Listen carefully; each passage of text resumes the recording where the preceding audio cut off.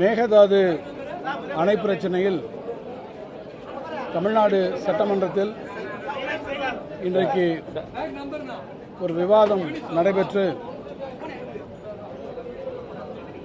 சட்டமன்ற கட்சி உறுப்பினர்கள், குறிப்பாக அனைத்து இந்திய அண்ணா திராவிட முன்னேற்றக் கழகத்தினுடைய உறுப்பினர்கள்,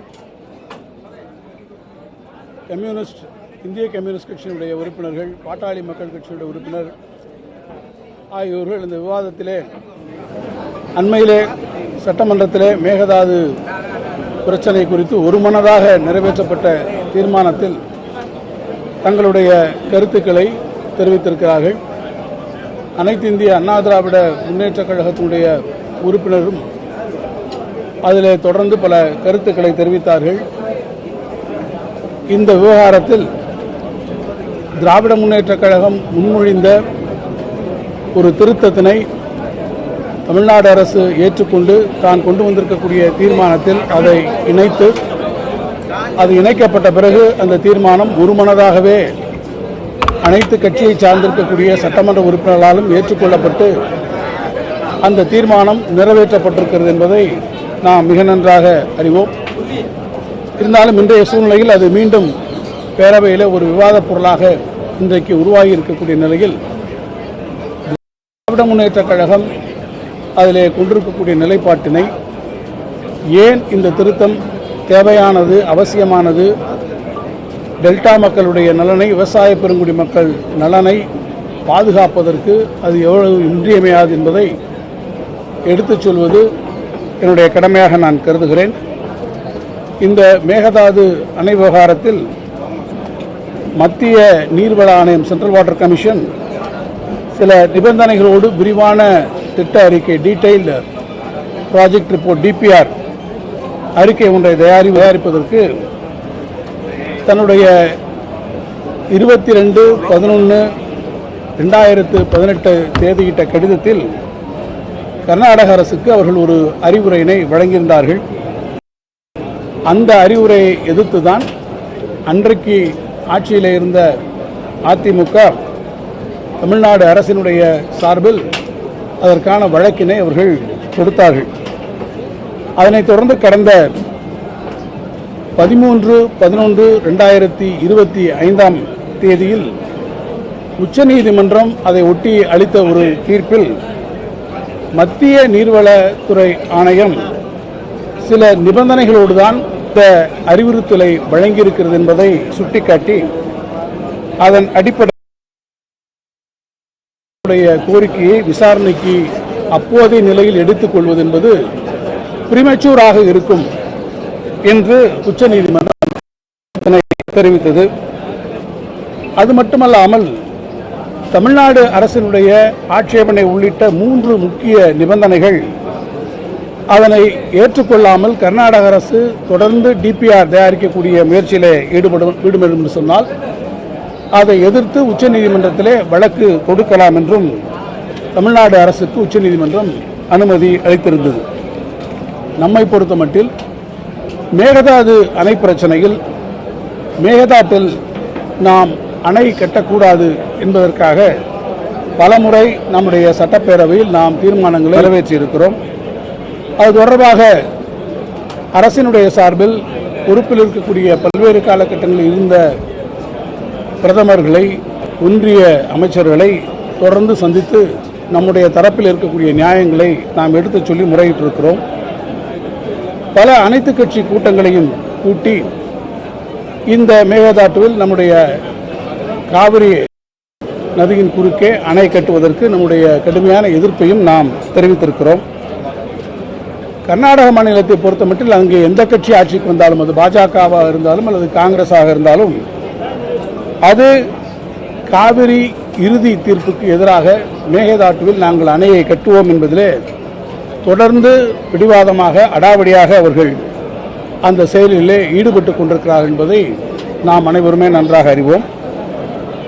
அரசினுடைய இந்த செயல் என்பது தமிழ்நாட்டு விவசாய பெருங்குடி மக்களுக்கு மிகப்பெரிய பேராபத்தாக முடியக்கூடிய ஒரு வாய்ப்பு இருக்கிறது.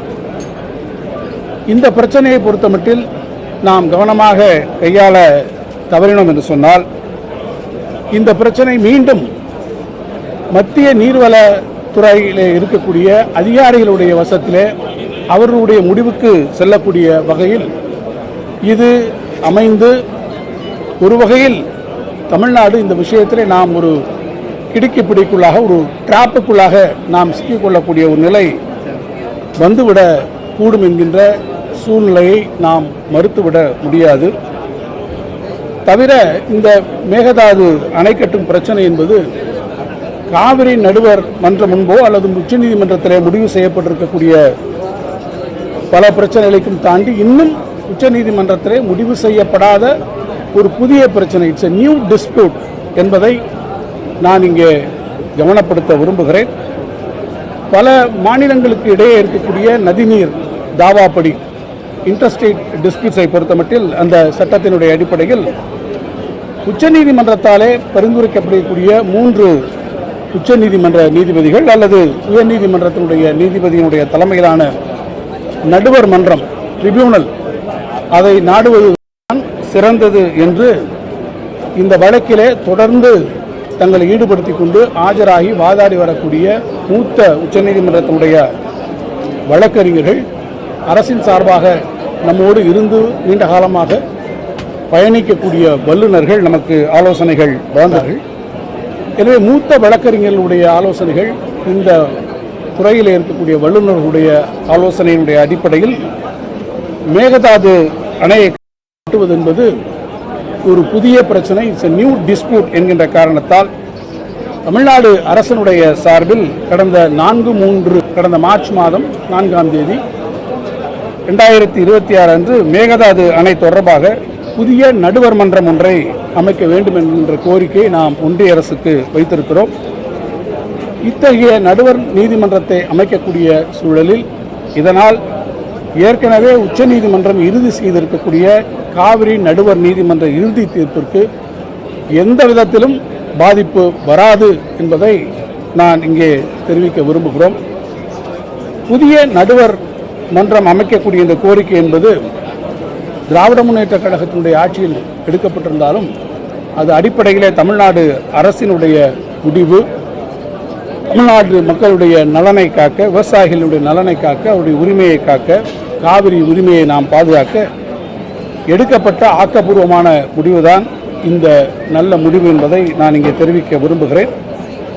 இப்போது ஆட்சி பொறுப்பில் இருக்கக்கூடிய இயக்கம் தாவேகா என்றாலும் கூட மேகதாட்டு பிரச்சனை தமிழ்நாட்டினுடைய வாழ்வாதார பிரச்சனையில் இந்த அரசியல் மாச்சரியங்கள், கருத்து வேறுபாடுகளை தாண்டி ஏற்கனவே ஒரு நல்ல முடிவை நாம் சொல்லியிருக்கக்கூடிய நிலையில் அந்த முடிவினை தொடரக்கூடிய வகையில் தான் திராவிட முன்னேற்ற கழகத்தினுடைய சார்பில் நடுவர் நீதிமன்றம் கோரி நம்முடைய மாண்புமிகு முதலமைச்சர் அவர்கள் அன்றைக்கு சட்டப்பேரவையிலே நம்முடைய உணர்வுகளை ஒன்றிணைத்து அவர் ஒரு தீர்மானத்தை கொண்டு வருகிற போது இந்த நடுவர் நீதிமன்றம் குறித்த ஒரு தீர்மானம் கொண்டு வரப்பட்டிருக்கிறது. அதை நம்முடைய மாண்புமிகு முதலமைச்சர் அவர்களும் ஏற்றுக்கொண்டு அதை வழிமொழிந்து அந்த திருத்தம் முதலமைச்சர் அவர்களால் பேரவை உறுப்பினர்களுடைய முடிவுக்கு விடப்பட்டு அனைத்து மாமன்ற உறுப்பினர்களாலும் கடந்த 19ஆம் தேதி அது ஒருமனதாக இந்த தீர்மானம் நிறைவேறியிருக்கிறது. இந்த நடுவர் மன்றம் அமைப்பதால் ஏற்கனவே 2018ஆம் ஆண்டு பிப்ரவரி மாதம் நீதிமன்றத்தாலே வழங்கப்பட்டிருக்கக்கூடிய காவிரி நடுவர் மன்ற இறுதி தீர்ப்புக்கு எந்த விதத்திலும் அது பாதிப்பு வராது. அந்த தீர்ப்பை இது எந்த விதத்திலும் ரீஓபன் செய்யவும் முடியாது என்பதை நான் இங்கே தெரிவிக்க விரும்புகிறேன். ஒட்டிய ஒரு கூடுதல் தகவலையும் நான் இங்கே தெரிவிக்க விரும்புகிறேன். ஏற்கனவே கர்நாடக அரசு பெண்ணாற்றினுடைய குறுக்கே அணை கட்ட முயற்சித்த போது தமிழ்நாடு அதை எதிர்த்தது. இது தொடர்பாக 2018 அதிமுக ஆட்சி காலத்தில் ஒரு வழக்கும் தொடரப்பட்டது. அந்த வழக்கை விசாரித்த உச்சநீதிமன்றம் இது குறித்து தமிழ்நாடு அரசு ஒரு நடுவர் நீதிமன்றத்தை நியமிக்க மத்திய அரசை அணுகலாம் என்று அனுமதி அளித்தது. அதன் விளைவாக கடந்த 30/11/2019 அன்று பெண்ணையாற்றினுடைய குறுக்கே கர்நாடக அரசு அணை கட்டும் முயற்சியை தடுப்பது தொடர்பாக புதிய நடுவர் மன்றம் அமைக்க கோரிக்கையும் அன்றைக்கு வைக்கப்பட்டது என்பதை நான் இங்கே சுட்டிக்காட்ட விரும்புகிறேன். எனவே இப்போது மேகதாது அணை தொடர்பாக புதிய நடுவர் மன்றம் அமைக்க இந்த அவையில் சட்டமன்றத்தில் நடப்பு கூட்டத்தொடரில் மாண்புமிகு முதலமைச்சர் அவர்கள் கொண்டு வந்த தீர்மானத்தோடு நாங்கள் அளித்த திருத்தத்தையும் ஏற்றுக்கொள்ளப்பட்டு திருத்தத்தோடு நிறைவேற்றப்பட்டு ஒருமனதாக நிறைவேற்றப்பட்டிருக்கக்கூடிய இந்த தீர்மானம் என்பது தமிழ்நாட்டு மக்களுடைய, குறிப்பாக டெல்டா மக்களுடைய, விவசாய பெருங்குடி மக்களுடைய நலனை காப்பதற்கான ஒரு முயற்சி என்பதுதான் இதில் உண்மை. எனவே இதை மீண்டும் ஒரு விவாத பொருளாக்கி தமிழ்நாட்டு மக்களுடைய உரிமையை காக்கக்கூடிய விஷயம், விவசாயிகளுடைய நலனை பாதுகாக்கக்கூடிய ஒரு விஷயத்தில் மீண்டும் ஒரு விவாதத்தை உருவாக்குவது என்பது கடந்த தேதி அன்று அவையிலே நாம் காட்டியிருக்கக்கூடிய ஒற்றுமை உணர்வை பாதிப்பதாக, அதை தாண்டி நமக்குள்ளே இருக்கக்கூடிய அரசியல் கட்சிகளுடைய பிளவு இருப்பதை போன்ற ஒரு தோற்றத்தை உருவாக்கி அதை அரசியலாக்குவதைப் போல அமைந்துவிடும் என்பதையும் நான் இங்கே சுட்டிக்காட்டி, அத்தகைய ஒரு நாம் ஒருபோதும் அனுமதித்து விடக்கூடாது. அது கர்நாடக அரசுக்கு அது சாதகமான ஒரு சூழ்நிலையை உருவாக்கிவிடும். எனவே அத்தகைய சூழ்நிலையை நாம் அனுமதிக்க, எனவே தமிழ்நாட்டில் இருக்கக்கூடிய அனைத்து அரசியல் கட்சிகளும் ஓரணியில் இருந்து ஒருமனதாக இதை ஏற்றுக்கொண்டு நாம் இருக்க வேண்டும் என்பதை திராவிட முன்னேற்ற கழகத்தினுடைய சார்பில் நான் இங்கே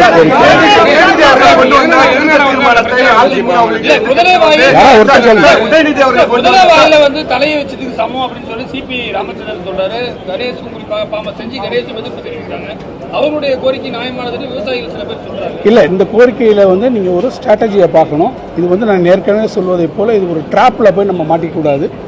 இந்த முடிவை என்பது நாம் தீர மூத்த வழக்கறிஞர்களோடும் இந்த பிரச்சனையில் நீண்ட காலமாக நாம் இதில் ஈடுபட்டிருக்கக்கூடிய வல்லுநர்களோடும் கலந்து ஆலோசித்ததற்கு பிறகுதான் இந்த முடிவு மேற்கொள்ளப்பட்டிருக்கிறது. இந்த முடிவை ஏற்றுக்கொள்ளாமல் நாம் இருந்தோம் என்று சொன்னால் இது மேகதாது இஷ்யூ, இது குடிநீர் பிரச்சனை, பெங்களூருக்கான குடிநீர் பிரச்சனை என்று கர்நாடக அரசு இதை தனியாக கொண்டு சென்று அவர்கள் இந்த விஷயத்திலே வெற்றி பெறக்கூடிய ஒரு வாய்ப்பும் சூழ்நிலையும் உருவாகிவிடக்கூடும். எனவே அதை தடுத்து நிறுத்தக்கூடிய ஸ்ட்ராட்டஜி என்பது, இதற்காக நாம் ஒரு நடுவர் மன்றத்தை புதிதாக உருவாக்கி அதன் வாயிலாக இந்த பிரச்சனையை அணுகுவதுதான் சால சிறந்தது, அதுதான் சரியாக இருக்கும். எனவே இந்த முடிவு என்பது ஏதோ ஒரு நீண்ட ஆலோசனைகளுக்கு பிறகு இந்த துறையிலே இருக்கக்கூடிய வல்லுநர்கள் மட்டுமல்ல, உச்சநீதிமன்றத்திலே இந்த வழக்கை நடத்தி கொண்டிருக்கக்கூடிய மூத்த வழக்கறிஞர்களோடு கலந்து பேசியதற்கு பிறகுதான் வந்தது. இன்றைக்கு பொதுப்பணித்துறை அமைச்சர்கள் கூட அதை சொன்ன விளக்கத்தைப் போல இது இரண்டு பிரச்சனை. காவிரி நதிநீர் பங்கீட்டில் நமக்கு எந்த பிரச்சனையும் வராது. அதற்கு ஏற்கனவே கொடுத்திருக்கக்கூடிய உச்சநீதிமன்ற தீர்ப்பை இந்த நீதிமன்றம் it will not have any influence over that verdict given already by the Supreme Court. இது ஒரு நியூ டிஸ்பியூட் என்கின்ற வகையிலே இதை கொண்டு வரக்கூடிய நிலையில் இதற்கான நமக்கு ஒரு புதிய நடுவர் நீதிமன்றம் அமைப்பதுதான் இது சரியாக இருக்கும் என்பதை மீண்டும் திருத்தம் கொண்டு வருவதில் சார், இப்போ நான் ஒரு சட்ட முன்வடிவை கொண்டு வரீங்க. சட்ட முன்வடிவில் எந்த ஒரு மெம்பர் நான் பேசும்போது நான் திருத்தங்களை முன்மொழியலாம். திருத்தங்களை ஒருவேளை ஆளுந்தரப்பு ஏற்றுக்கொள்ளவில்லை என்று சொன்னால் அந்த திருத்தத்தின் மீது நான் என்னுடைய டிவிஷன் கேட்கலாம். இல்லைங்க, நான் விவாதம், அந்த திருத்தத்தை நான் சொல்லுகிற போது தீர்மானத்தை கொண்டு வந்திருக்கக்கூடியவர் நம்முடைய முதலமைச்சர் கொண்டு வருகிறார். நாங்கள் அதில் ஒரு திருத்தத்தை இணைக்க சொல்கிறோம். முதலமைச்சர் அதை ஏற்றுக்கொள்கிறார். அந்த தீர்மானத்தில் உங்களுக்கு கருத்துக்கள் ஏதாவது இருந்தால் நீங்கள் அப்போதே கூட அங்கே சொல்லியிருக்கலாம். இந்த நீங்கள் சொல்லக்கூடிய கருத்தையும் சொல்லவில்லை. இப்போதும் நான் சொல்லுகிறேன், அன்றைக்கு எல்லோரும் இணைந்து ஒரு ஒற்றுமை உணர்வோடு நாம் கொண்டு வந்திருக்கக்கூடிய இந்த ஒற்றுமை உணர்வு சிதைக்கப்படக்கூடிய சூழ்நிலையும் அதன் வாயிலாக அது மறைமுகமாக கர்நாடக